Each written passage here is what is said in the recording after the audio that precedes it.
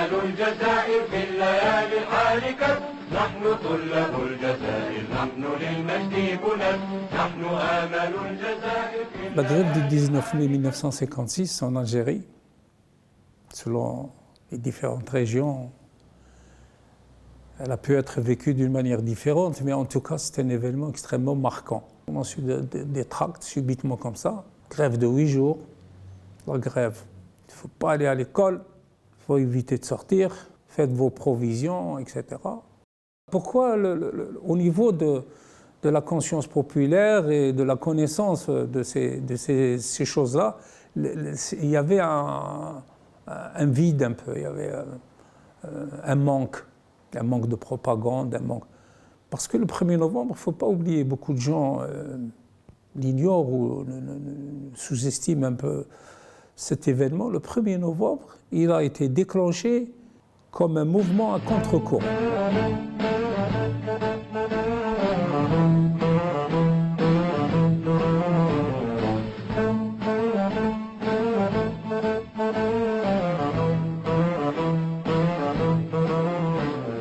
Le Parti populaire algérien s'est divisé en 3 tendances. La première, réunie au congrès d'ONU en 1953 par Messali Hadj, a rassemblé le gros des troupes. Les deuxièmes la deuxième tendance qui s'est manifestée, c'est les centralistes autour de Al-Hajj Ben Youssef Ben Khedda. Et la troisième tendance, elle était issue de l'organisation spéciale qui avait été créée en 1947 et qui donc ne croyait plus dans une solution politique, mais plutôt une solution armée. Mais ils étaient minoritaires. Et l'organisation spéciale, après ce qui s'est passé en 1950 avec l'affaire Khiyari, qui a été pris par la soldatesque française, par la police française, etc., et qui avait des documents, qui a tout... Et il y a eu une vague d'arrestations extraordinaire. Donc le courant, comment dirais-je, le courant révolutionnaire du 1er novembre, le courant novembriste, si vous voulez, du 1er novembre, il a déclenché, c'est vrai, mais il fallait tout faire, il fallait tout organiser, tout construire, dans tous les domaines, la propagande, l'armement, tout. Et c'est la raison peut-être pour laquelle il y a eu, jusqu'au congrès de la Soumam, il y a eu une sorte de vide comme ça, qui a demandé par la suite beaucoup d'efforts aux dirigeants du FLN pour, comment dirais-je, pour assurer en tout cas l'information et la propagande à l'intention des Algériens. Certains historiens, comme Gilbert Ménier, comme d'autres, etc., ils disent que le FLN, la décision de la grève, c'était pour tester un peu la population, et particulièrement la population estudiantine. Je ne suis pas tout à fait d'accord. Le FLN a forcé un peu les choses.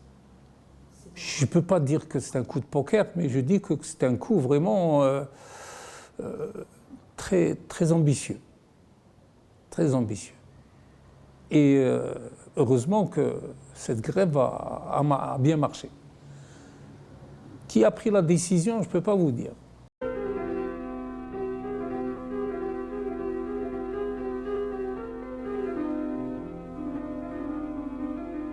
Les étudiants algériens ont toujours été caractérisés par la faiblesse de leur nombre. Pourquoi? Parce que au début de la scolarisation, avec la colonisation, les Algériens ont refusé ce qu'ils ont dénommé l'école du diable. Ils ont évité, ils ont interdit à leurs enfants, ils ont interdit d'envoyer leurs enfants dans l'école française. Ils avaient peur de la dépersonnalisation totale et des idées qui étaient, comment dirais-je, qui étaient véhiculées par l'école française. Ils avaient leur système traditionnel, c'était les kouteb, c'était on apprenait le Coran, etc., etc. Mais il y a un autre écueil aussi, c'est que la majeure partie des éléments actifs de la colonisation française ont toujours été contre la scolarisation des indigènes algériens. Ils avaient toujours peur, ils disaient d'ailleurs, souvent il vaut mieux former des commerçants et des petits artisans et des employés, des ouvriers, plutôt que, parce que sinon après on aura des problèmes avec des indigènes instruits. Colonna français d'une part, et tous les militants actifs qu'il avait autour de lui ont toujours milité pour empêcher, par tous les moyens, que la scolarisation s'élargisse, que ça s'étende au collège, que ça s'étende au lycée et que ça arrive aux universités. Donc ça a toujours été une lutte frontale.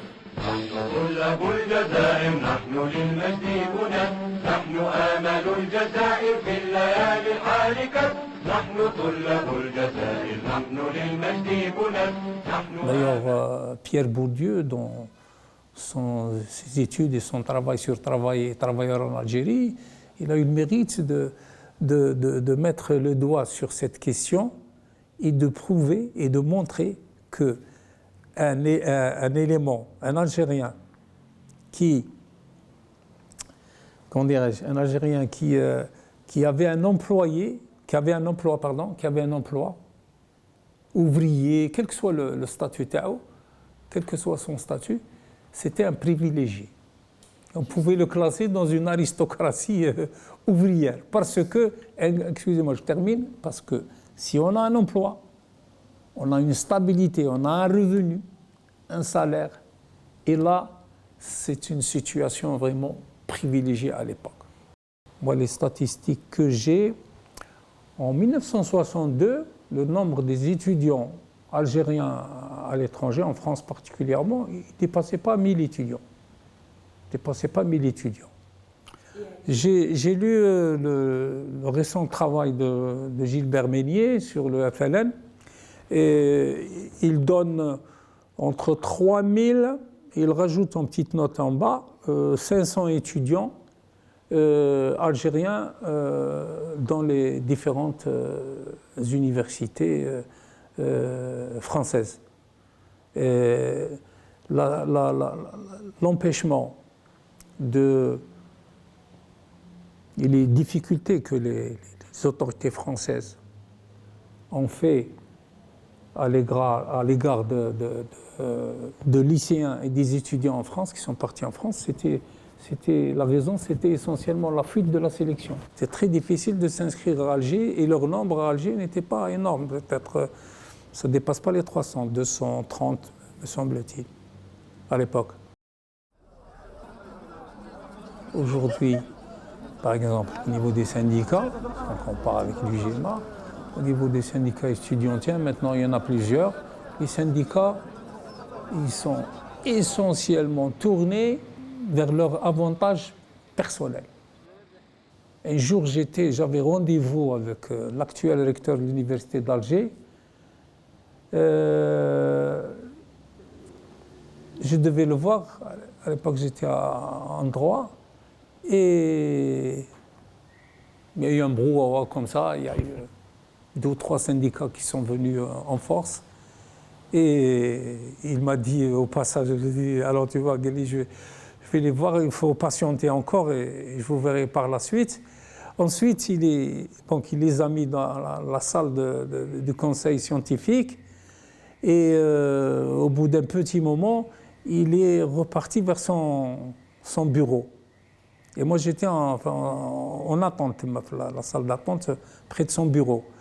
Il m'a montré toute une série de petits bouts de papier dans lesquels il y avait les noms des individus, des dirigeants de ces syndicats et le 7 à 8, jusqu'à 8 ou 9 modules qu'il n'avait pas eu et qu'il voulait avoir. Comprenez un petit peu cette pratique qui est à l'antipode de ce qui se passait au niveau des syndicats étudiantins algériens à l'époque, particulièrement l'UGMA ou la section universitaire de l'UGMA C'était tout à fait autre chose. C'était des gens qui bossaient, qui travaillaient, qui avaient une compétence c'est indéniable. Et même leur militantisme, on ne peut pas le mettre en doute. Hein.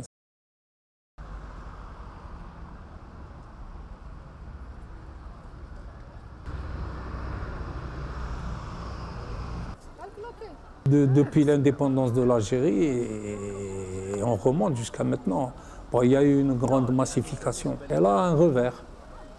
Le revers, c'est la perte de la qualité.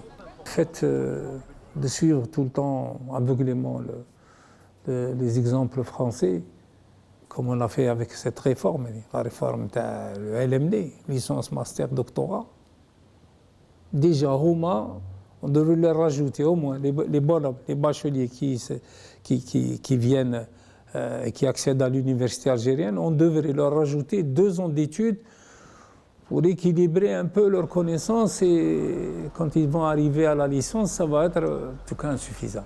Donc il y a ces 2 éléments. Là, il y a d'autres éléments. Il y a aussi le fait que maintenant, la plupart des générations qui se sont formées dans les universités françaises, que ce soit en France ou ici en Algérie, l'université d'Alger avait quand même des qualités indéniables. Elle a eu des professeurs très intéressants, algériens ou coopérants, ou des gens qui sont restés un moment. Après l'indépendance de l'Algérie, les étudiants algériens, on a eu des formations très fortes, très performantes, après 62. Hein, et je pense que ce qui s'est passé, il y a eu une cassure avec l'arabisation. La grande cassure, c'est avec l'arabisation. L'arabisation, je me souviens quand j'étais venu ici, j'avais étudié tous les papiers. On m'a parachuté tout de suite chef de département. Nous étions 2, moi et Safar Zitoun, que je salue au passage, et on nous a parachuté, c'était des élections, hein. On nous a parachuté comme chef de département, chef de sociologie à l'époque, c'était en sociologie, c'était pas encore en droit, à Kharouba, exactement.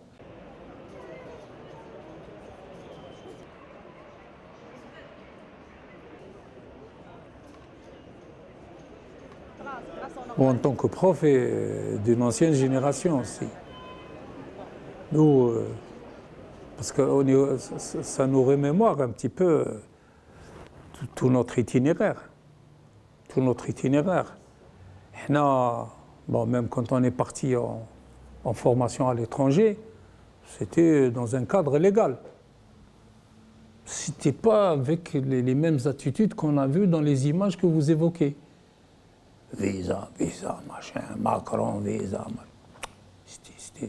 On est parti pour se former, on est revenu. La plupart des copains, des collègues, etc., qui sont partis, ils sont revenus. Une grosse partie. Tous les, comme vous dites, les images, donc un nombre incalculable d'étudiants et même d'étudiantes, phénomène nouveau, veulent partir là-bas.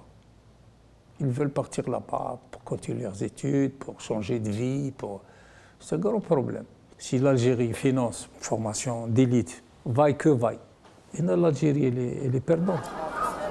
La dernière fois, j'ai rencontré un copain que je n'avais pas vu depuis qu'elle a 35 ans. Il était avec moi à l'Union nationale des étudiants algériens à l'époque.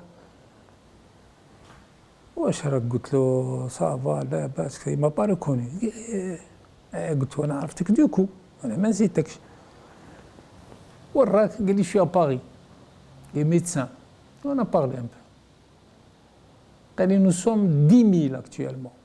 10 000 médecins algériens. Vous imaginez 10 000 médecins algériens et compétents. قال لي ils ne nous payent pas bien.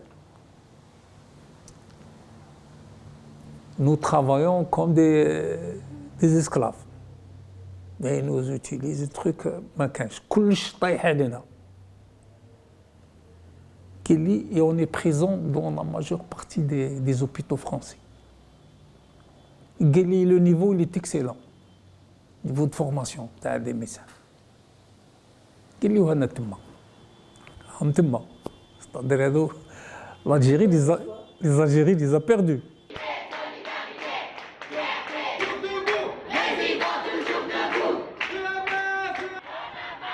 Je de regarder ce qui se passe. trouvez que c'est normal? Moi, je plains les gouvernements algériens aujourd'hui. Comment une grève dure 7 mois? Est-ce que vous trouvez ça normal?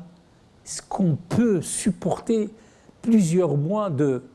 Là, on avait, et c'était la grève de 87, le Conseil national de l'enseignement supérieur, on était presque arrivé à 4 mois. La grève des résidents qui laisse les malades vraiment dans une situation... On ne peut pas négocier, on ne peut pas parler avec les syndicats qui représentent ces résidents, etc., trouver des compromis, etc., comme si de rien n'était.